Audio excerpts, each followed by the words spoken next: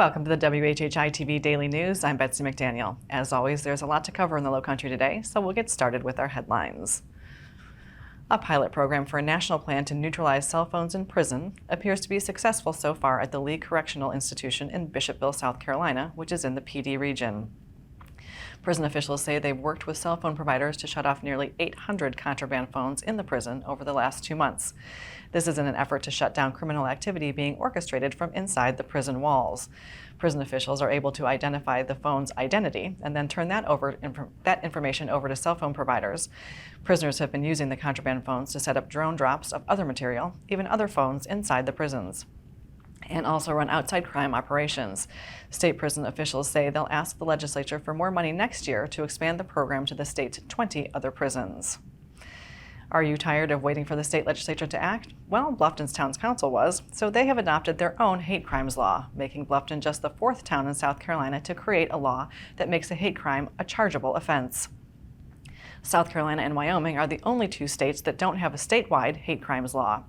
Charleston, Columbia, and Greenville are the other 3 cities in the state that now do, specifying the intent to intimidate a person or persons in whole or in part because of the actual or perceived race, color, creed, religion, ancestry, gender, sexual orientation, gender identity, physical or mental disability, or natural origin of any person.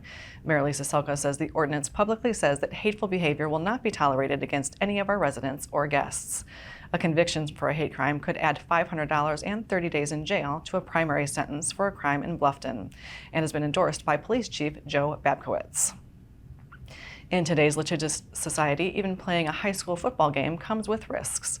Former Bluffton High School football player Nicholas Dunn and his mother are suing the school and the Beaufort County School District over a situation in a rivalry game with May River 2 years ago this week. Dunn claims he was injured, came out of the game, said he didn't believe he was in any condition to return, but was told by coaches to get back in during the second half, even though he was limping, leading to further injuring his knee and leg. The lawsuit alleges that Dunn put his faith and trust in his coaches and trainers and did not want to be exposed to further injury. Despite the heat over the summer, it was a good summer for tourism north of the Broad. The CEO of Visit Beaufort says visitors brought in around $40 million with an increase of more than 8,000 heads in beds this summer. Rob Wells also says Fripp Island, Hunting Island, and Harbor Island saw a great influx of visitors to the Lowcountry, supporting all the summer events in the area. And we all know that growth in the Lowcountry seemed a bit crazy during the COVID years, but apparently it was not as crazy here as in some other areas of the state.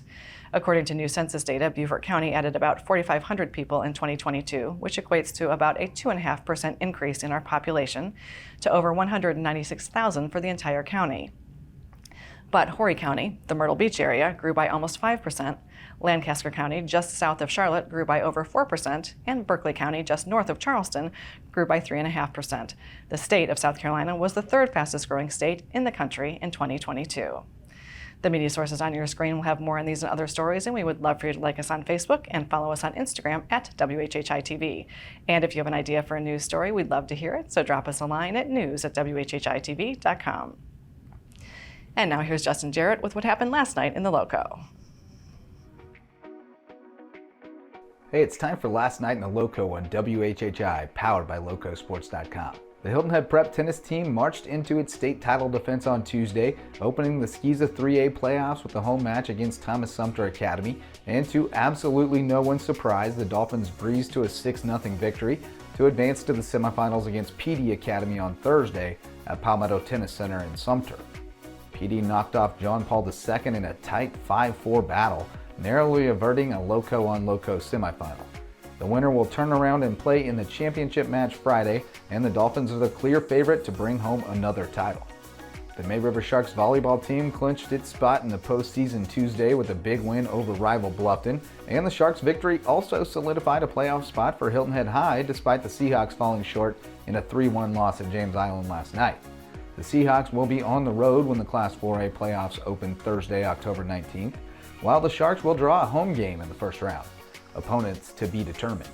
Hilton Head High standout Izzy Teramocha was one of our guests on Monday's edition of the Loco Sports Lowdown and gave some great insight into the team culture that makes the Seahawks a strong squad year after year.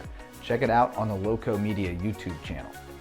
Hilton Head Christian Academy volleyball also picked up a big win with the sweep of Hilton Head Prep, and Buford Academy took down Patrick Henry in 4 sets. For Loco Sports and WHHI, I'm Justin Jarrett. Until next time, go Loco. Well, it's been feeling a little bit like fall out there. Is that going to continue? Maria Soden will give us the weather right now. Thanks, Betsy. Yep, so taking a look ahead, we are going to have some cooler, rainy weather throughout the next couple of days, but then it should be clearing up in time for the weekend. So taking a look at Thursday, we're going to start off the day with some rain in the morning that should be clearing up by the afternoon, and then the rest of the day it is going to be cloudy and windy. Taking a look at the temperatures, Hilton Head's going to have a high of 70, a low of 62. Bluffton's going to have a high of 69, a low of 61, and Buford's going to have a high of 70 and a low of 61. The sunrise to Thursday is going to be at 7:24 and sunset's going to be at 6:54. Looking at the beach tides, high tide's going to be at 8:20 a.m. and low tide's going to be at 3:31 p.m. Taking a look into the rest of the week and into the weekend, Friday it's going to be sunny to partly cloudy with scattered showers and thunderstorms throughout the day and going into the evening. Highs in the 70s, lows in the 60s. Come Saturday, it's going to be sunny to partly cloudy, and we're going to see the temperatures go up just a little bit. Highs back in the 80s, lows in the 70s. And then come Sunday, it's going to be sunny but not as warm, as we're going to see the temperatures are going to go back down. Highs in the 70s, lows in the 60s. That's it for today. Let's send it back to the desk. October is Breast Cancer Awareness Month, so after a quick break, Bob Stevens sits down with Dr. Tyler Freeman to discuss awareness and genetic testing. Don't go away.